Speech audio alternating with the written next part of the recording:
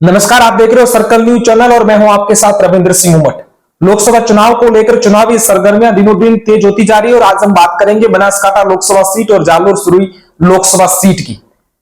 Banaskantha Lok Sabha seat पर Bharatiya Janata party ने रेखाबेन चौधरी को टिकट देकर चुनावी मैदान में उतारा है, तो दूसरी तरफ कांग्रेस पार्टी ने वाव विधानसभा सीट से कांग्रेस विधायक ज्ञानीबेन ठाकुर को टिकट देकर चुनावी मैदान में उतारा है।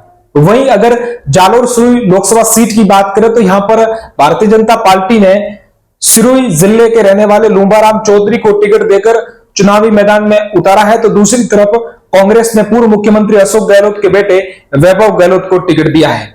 आज हम इन दोनों लोकसभा सीटों के बारे में बात करेंगे। क्या इन दोनों सीटों पर सियासी समीकरण बन रहे हैं, क्या कुछ लोकसभा दोनों सीटों पर अलग अलग जो नेता है वो कैंपेन कर रहे हैं, उनके बारे में बात करेंगे।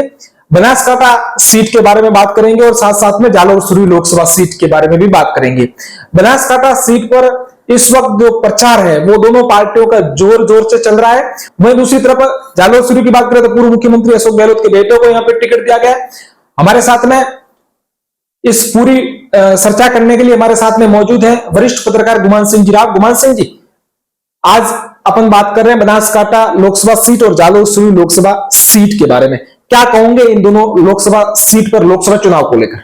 पहली बात तो अपन लोकसभा क्षेत्र जालोर सुरुई की बात करेंगे। जालोर सुरुई में लोकसभा क्षेत्र में बराबर की कांटे की टक्कर से ये फाइट किया जा रहा है। एक तरफ मोदी का इम्पैक्ट चल रहा है, दूसरी तरफ गहलोत का इम्पैक्ट भी चल रहा है। परंतु जैसे हर मतलब इसमें हर चुनाव में एक पड़ोसी की भी भूमिका अहम होती है, ऐसा माना जाता है। तो अपन यदि बात करें गुजरात की, तो गुजरात के अपने शहर गुजरात की सरहद में बनासकांठा लोकसभा क्षेत्र है, उसका और जालोर सुरुई लोकसभा क्षेत्र का बहुत गहरा रिश्ता है रविंद्र भाई। इसमें क्या जातिगत काफी जो रिश्तेदारियां आपस में हैं और बहुत जबरदस्त मतलब संबंध है दोनों का। अभी तक तो कोई टच नहीं कर रहा है, अपन तो अभी टच करना कुछ पार्टियों ने, कुछ बड़े नेताओं ने टच करना शुरू किया है। और यदि ये जो टच वाला फॉर्मूला लागू हुआ है, सामाजिक समझौते वाला जो सोशल इंजीनियरिंग वाला फॉर्मूला यदि सक्सेस होता है, तो जालोर सुरुई में कौन जीतता है, लुम्बाराम जी जीतते हैं या बोले कांग्रेस जीतते हैं, उसमें निर्णायक भूमिका है ना, वो अदा कर सकता है लोकसभा ये बनासकांठा वाला एरिया। अब जैसे इसमें बात करें सोशल इंजीनियरिंग की बात करें तो अब कांग्रेस ने जालोर सुरुई से माली समाज को उतारा है, पहली बार आजाद भारत में एक छोटी कास्ट को उतारा है। और परंपरागत रूप से भाजपा ने चौधरी समाज को उतारा है। अब लोकसभा क्षेत्र बनासकांठा की बात करें तो वो हमेशा वहां पे चौधरी पटेल समाज ही उतरता है भाजपा से, और कांग्रेस वाले हमेशा वहां चेंज करते रहते हैं। ठीक है, तो कांग्रेस वहां से जीतती भी नहीं है, यहां से भी जालोर सुरुई से भी कांग्रेस कभी जीतती भी नहीं है। अभी 4 टर्म तो अपन निकाल चुके हैं, उससे पहले की बात पुरानी है, वो बात पुरानी हो गई। तो अभी 4 टर्म से 3 टर्म तो देवजी भाई जीत गए, उससे पहले भी सुशीला बंगारू वगैरह जीत चुकी है। तो मतलब यहाँ बीजेपी का यहाँ भी प्रभाव है और बनासकांठा में प्रभाव है। दोनों जगह जातियां भी सिमिलर है। अब जैसे यहाँ एग्जाम्पल के तौर पर अपन बात करें कि अपन जो मेन बात है ना माली समाज की, माली समाज परंपरागत रूप से भाजपा का वोटर है ना, जालोर सुरुई के अंदर। और बनासकांठा में माली समाज परंपरागत रूप से भाजपा का सपोर्टर रहा है, अभी भी है। अब यहाँ लोकसभा क्षेत्र में जैसे कि अशोक जी ने अपने बच्चे को उतारा है, वो माली समाज का है, तो निसंदेह निश्चित रूप से मतलब जो अभी जातिवाद का जो माहौल चल रहा है, सामाजिक वाला मामला चल रहा है, तो यदि चौधरी समाज एक मुश्त हो सकता है, रबारी समाज एक मुश्त हो सकता है अपने कैंडिडेट के लिए, तो माली समाज क्यों नहीं होगा? तो अभी माली समाज का जैसे कि देख रहे हैं तो वो माली समाज अशोक जी की तरफ अभी जा रहा है। तो लगभग ऐसा मानते हैं कि जालोर सुरुई में माली समाज के 1 से 1.25 लाख वोट है, ऐसा मीडिया वाले कैस लगा रहे हैं। और इतना ही माली समाज बनासकांठा में 70-80 हजार, तो वहां पे मीडिया वाले जैसे अपन देखते हैं मैं सही कि बनासकांठा में 70-80 हजार वोट माली समाज के हैं, प्योर बीजेपी के, और यहाँ भी बीजेपी के थे। तो अब जैसे कि अपन एक सोचने वाली बात है कि भाई राजस्थान का पूर्व मुख्यमंत्री डीसा क्यों गया 4 दिन पहले? डीसा में बैठक ली। डीसा में बैठक है, आपको ज्यादा जानकारी नहीं, थोड़ी बताएं। जो पूर्व मुख्यमंत्री अशोक गहलोत अहमदाबाद के अंदर प्रवासियों के साथ में रात को बैठक ली, उसके बाद में वो निकले और डीसा के अंदर ज्ञानीबेन ठाकुर के पक्ष में एक बैठक ली। गुलाब सिंह जो पूर्व विधायक है वो भी मौजूद थे। और ये भी कहा जा रहा है कि वहां पर माली समाज के प्रमुख लोगों से अशोक गहलोत ने बंद कमरे में मीटिंग ली है। तो मीटिंग के अंदर संदेश ये जालोर सुरू लोकसभा सीट को जोड़कर ही देखा जा रहा है। तो पहली बार वहां पे मीटिंग ले रहे हैं और बंद कमरे के अंदर कोई मीटिंग हो रही है। हाँ। तो इसका रिश्ता कहीं ना कहीं जालोर से जुड़ा हुआ है। तो अगर बनासकांठा की अपन बात करें तो बनासकांठा में सामने ठाकुर समाज है। तो अब आप ठाकुर समाज के बारे में बताइए, क्योंकि कांग्रेस पार्टी से वहां ज्ञानीबेन ठाकुर चुनाव लड़ रही है और आजाद भारत में पहली बार ठाकुर समाज को भारतीय जनता पार्टी और कांग्रेस पार्टी में पहली बार, राष्ट्रीय पार्टियों की बात करें तो कांग्रेस पार्टी ने पहली बार ठाकुर समाज को टिकट दिया है। तो पहली बार मैं देख रहा हूं, पहली बार ज्ञानीबेन के पक्ष में भाजपा और कांग्रेस के दोनों के जो ठाकुर समाज के वोट थे ना, वो ध्रुवीकरण हो रहा है। इतना पहले ध्रुवीकरण नहीं हुआ था जितना इस बार देखा जा रहा है। तो ऐसा भी मीडिया वालों ने बताया है कि ठाकुर समाज के 3.5 से 4 लाख वोट है और चौधरी पटेलों के वोट वहां उनसे कम है, ठाकुर समाज से कम है। ठाकुर समाज से कम है। कितने हैं वो तो मालूम नहीं, मीडिया के हिसाब से अपन देखे हैं रिपोर्टिंग के हिसाब से तो उनसे कम है। अब ठाकुर समाज भी एक मुश्त है, चौधरी समाज भी एक मुश्त है।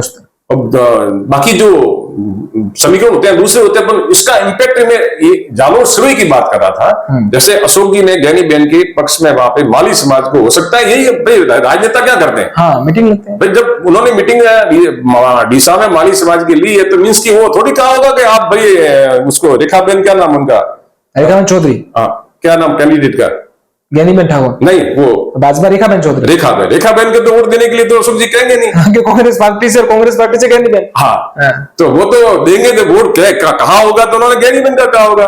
अब ज्ञानीबेन की मैंने सुना है कि यहाँ पे रानीवाड़ा के साइड में कोई दानोल में इधर उधर कोई मीटिंग भी ले रहे हैं और ज्ञानीबेन यहाँ आ भी रही है, तो उसका इम्पैक्ट बनासकांठा का इम्पैक्ट यहाँ नेचुरली होगा। सही रविंद्र भाई, यहाँ पे रेवदर अनुसूचित जाति के लिए रिजर्व है। जगसी राम जी मेरे ख्याल से 4 बार 5 बार, 4-5 बार वो एमएलए वहां रह चुके हैं, तो उनका रेवदर में बहुत बड़ा वोट बैंक है इनके समाज का, ठाकुर समाज का। अब उसके बाद रानीवाड़ा में भी इनके 10,000 वोट है, सांचौर में इनके 15,000 वोट है नाइट बेल्ट में। तो इनके 10, 15, 25 और ये 40, मतलब उनके 70 से 80,000 वोट जालोर में ठाकुर समाज के हैं, जिनको हम राजस्थान में कोली बोलते हैं, गुजरात में इनको ठाकुर समाज बोलते हैं। तो ये यदि समाज एक होता है तो नतीजे प्रभावित होंगे। अभी तक रेवदर में वो पूरा समाज बीजेपी में वोट कास्टिंग करता है, पर उसका बड़ा हिस्सा इस समीकरण बनासकांठा और जालोर सुरई के समीकरण से प्रभावित होकर ज्ञानीबेन वहां पे बहुत तेज तरह है, बहुत तेज तरह, और ज्ञानीबेन को एनी हाउ वहां पे इनके समाज को जिताना है। तो समाज वहां का इम्पैक्ट यहाँ होगा तो नेचुरली है यहाँ पे असर होगा, और इनके कोली ठाकुर समाज की जो बड़ा से बड़ा हिस्सा वो यहाँ भी अशोक गहलोत कांग्रेस को वोट कास्टिंग इनके पुत्र को कर सकता है। ठाकुर समाज की बात करें तो अब वर्तमान में कांग्रेस के पास ठाकुर समाज का एक एमएलए भी है, मोतीराम। हाँ, ये प्लस पॉइंट है। हाँ, प्लस पॉइंट रेवदर से है। हाँ, इतने दिन तो क्या जगसीराम जी थे, हाँ, भारतीय जनता पार्टी से, भारतीय जनता पार्टी के। अब जगसीराम जी भी इतने विशेष दिख नहीं रहा है मुझे, ज्ञानीबेन का इफेक्ट हो सकता है इनके ऊपर सोशल प्रभाव हो। तो जैसे हम अपने यहाँ भी तो कांग्रेस के अंदर चौधरी है, आउर में कांग्रेस में चौधरी है, रानीवाड़ा में भी चौधरी है, मेजोरिटी में कांग्रेस के अंदर है, वो सभी अभी शांत है। तो हो सकता है जगसीराम जी भी थोड़ा शांत हो जाए, पॉलिटिकली फैक्टर चल रहा है, ये तो चल रहा है। और इस बारे में ये इसका नतीजे प्रभावित होना तय है। अब इसमें कितना वो भाजपा वाले डैमेज कंट्रोल करते हैं या कांग्रेस वाले कितना अपने पक्ष में माउंट करते हैं, वो तो समय बताएगा। मतलब ये पहली बार हो रहा है कि जालोर सुरई संसदीय सीट पर पहली बार माली समाज को टिकट दिया है, बनासकांठा लोकसभा सीट पर पहली बार ठाकुर समाज को कांग्रेस पार्टी ने टिकट दिया है। तो कहीं ना कहीं ये जो सामाजिक समझौते हैं वो होने शुरू हो गए, ये अपन कह सकते हैं पक्का। और अगर ज्ञानीबेन ठाकुर गत विधानसभा चुनाव की बात करें तो रतन देवासी के पक्ष में ज्ञानीबेन ने यहाँ पर धुआंधार प्रचार किया था, सांचौर में सुखराम विष्णु के पक्ष में भी प्रचार किया था और मोतीराम कोली के पक्ष में भी प्रचार किया था। और ज्ञानीबेन ठाकुर को हर ठाकुर समाज अच्छी तरह से जानता है, उनके टच में भी, क्योंकि 2 बार वो विधायक रही है, अभी वर्तमान में विधायक है, और शंकर चौधरी जैसे कद्दावर नेता को वो हरा के विधानसभा। बिल्कुल आपकी बात बिल्कुल सही है। शंकर भाई चौधरी को बुरी तरह हराया था ज्ञानीबेन ने, और उस समय वो शायद कैबिनेट मंत्री थे, राज्य मंत्री थे, ऐसा उनके पास दर्जा भी था, और उस समय उन्होंने हरा के वो विधानसभा पहुंची थी, तो उसके बाद में जो ज्ञानीबेन की जो छवि थी वो प्रदेश स्तर के नेताओं में शुमार हो गई थी। और मुझे बीच में आपको बोल रहा हूँ, इसका असर 2000 ये जो 18 में चुनाव, अभी 2022 में चुनाव हुए ना इनके गुजरात, तो उसमें शंकर भाई को अपना क्षेत्र छोड़ना पड़ा था। अच्छा, वाव को छोड़कर वो थराद में चुनाव, ड्यू टू ज्ञानी, ये कहीं ना कहीं इफेक्ट ज्ञानी का था। तो अब ज्ञानीबेन की बात करें तो अगर ज्ञानीबेन यहाँ पे प्रचार करेगी, जैसे जालोर सुरुई संसदीय सीट पर मोतीराम कोहली वैसे कांग्रेस के एमएलए है ही है, वो साथ में रहेंगे, तो जो एक भारतीय जनता पार्टी को अपन कह सकते हैं कि माली समाज के साथ साथ में ये बड़ा नुकसान हो सकता है अगर सामाजिक समझौते हुए तो ठाकुर समाज अधिकतर अपन कह सकते हैं, जैसे रानीवाड़ा की बात करें, सांचौर की बात करें, रेवदर की बात करें, अधिकतर ठाकुर समाज भारतीय जनता पार्टी के साथ में रहा है। अगर ऐसा होगा तो निसंदेह भारतीय जनता पार्टी को बड़ा नुकसान होगा। और सामने बनासकांठा की बात करें तो बनासकांठा में ठाकुर समाज वाव थराद को, इस बेल्ट को छोड़ दे डीसा की तरफ अपन बढ़े आगे, तो ठाकुर समाज भारतीय जनता पार्टी के साथ में मतलब हमेशा रहता है। और माली समाज जो शुरू से भारतीय जनता पार्टी के साथ में रहता है, और माली समाज के presently MLA Bharatiya Janata party के परवीन भाई माली डीसा से, बिल्कुल। तो अगर माली समाज और ठाकुर समाज के अंदर समझौते होते हैं तो निसंदेह भारतीय जनता पार्टी को दोनों जगह नुकसान उठाना पड़ सकता है। एक बात, नुकसान वैसे पहले हो ही रहा है, क्योंकि परंपरागत रूप से, ट्रेडिशनल रूप से माली समाज जालोर सुरुई का भाजपा के साथ रहा है, पहले भी रहा है। अब टिकट इनको देने से ये तो माली से मतलब भाजपा से 1 लाख वोट जा रहे हैं, लाख में से कम से कम 80% गिनो आप, चलो 20%, मैं तो 20% भी नहीं मानता हूँ। जातिवाद की जो लहर चल रही है, 100% जो भी लोग माली समाज के होंगे वो इंटरनली भले ऊपर से भाजपा के वो अंदर देंगे वोट। चौधरी समाज जैसे और में सरोज को खड़ा करते हैं, जो भी ये मेहनत करती है, सरोज ने वोट भी लिए वहां पे, पर सरोज को जितने वोट चौधरी समाज ने दिए वो इस बार थोड़ी बाबा को देंगे।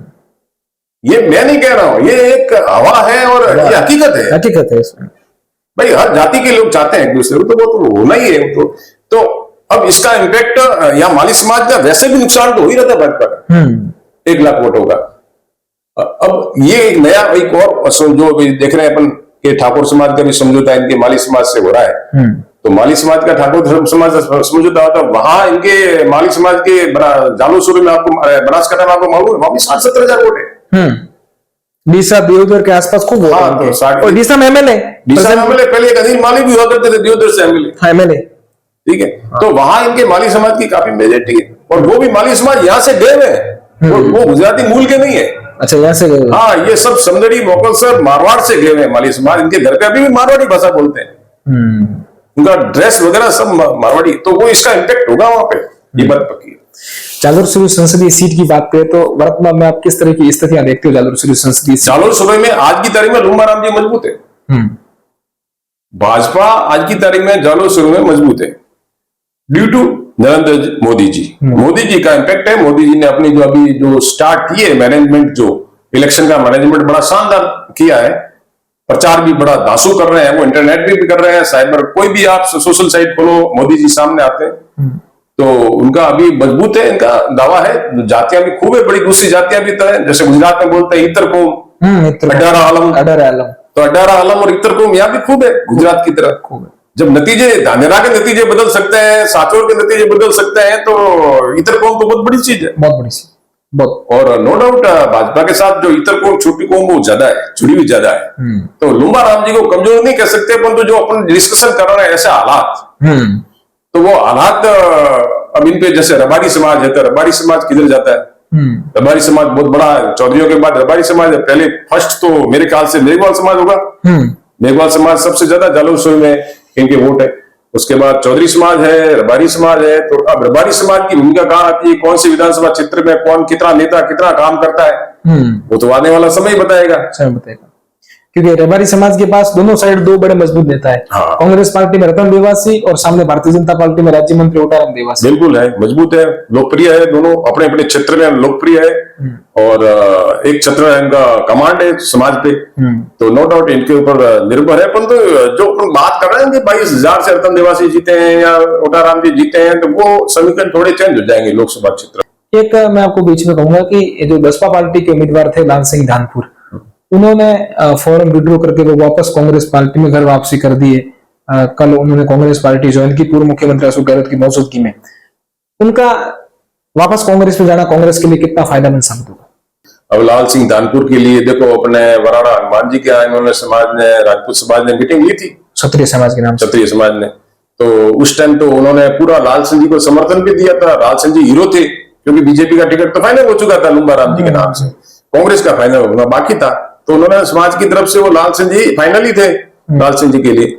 और उन्होंने इतना भी कहा था कि भाई आपको टिकट नहीं मिल रहा है तो आप निर्दलीय खड़े हो जाओ, तो हम आपके समाज के साथ हैं। तो अब देखने वाली बात यह है कि सिरोही समाज में भी बड़े बड़े भाजपा में राजपूत समाज के नेता है, दिलीप सिंह जी मांडानी जैसे सिरोही में, शुरू में, तो वहां भी है। तो वो कितनी मेहनत कर रहे हैं लुम्बा राम जी के लिए, तो हो सकता है कुछ नतीजे वहां भी प्रभावित हो। परंतु लाल सिंह जी का इम्पैक्ट ज्यादा इम्पैक्ट कांग्रेस को मिलेगा, ये बात पक्की है। फायदा मिलेगा। अगर वो खड़े होते तो कांग्रेस पार्टी को बड़ा नुकसान होता। तो नुकसान होता है, क्योंकि वो वोट अपनी बिरादरी के सबसे ज्यादा वोट आते हैं, तो उनकी बिरादरी साथ में बसपा से वो थे, हाँ, तो नेचुरल कांग्रेस पार्टी के वोट ही खिंचकते हैं। तो नेचुरली उसका इम्पैक्ट तो होना ही था। लाल सिंह जी अभी इन्होंने समर्थन कांग्रेस को दिया, तो जदयू को फायदा है, ये बात पक्की है। गत दिनों आप गुजरात के दौरे पर थे, गुजरात में आपने वावथराद और इस साइड आप गए थे, वहां पर कैसा माहौल है भाजपा और कांग्रेस का? बात करें ज्ञानीबेन Thakur versus Rekhaben Chaudhary.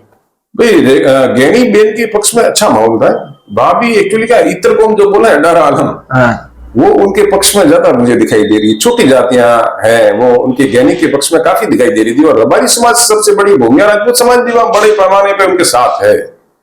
Even DD Rajput भी थे, उन्होंने जो भाजपा ज्वाइन किया तो उसके पीछे भी एक है, मतलब पूरी इंजीनियरिंग थी। तो हो सकता है उनके साथ चलो वो है। बाकी गुलाब सिंह जी बहुत एक्टिव आदमी है, थराद से जो पूर्व विधायक रह चुके हैं, और वो अपने समाज में बहुत बड़ी कमांड भी रखते हैं, और वो उनके साथ है ज्ञानी के साथ में। तो ज्ञानी निश्चित रूप से बहुत मजबूत कैंडिडेट मानी जाती है रविंद्र भाई। और जीतने के प्रबल अपन तो कैसे दावा करेंगे जीतेगी, बट है काफी जीत टक्कर के वाले टक्कर। तो आज हमने जालोर लोकसभा सीट और बनासकांठा लोकसभा सीट के बारे में चर्चा की। आपको हमारी जो चर्चा है वो कैसी लगी, आप अपने कमेंट बॉक्स में जरूर राय लिखिएगा। जल्द हम अगली लोकसभा सीट के बारे में भी बातचीत करेंगे।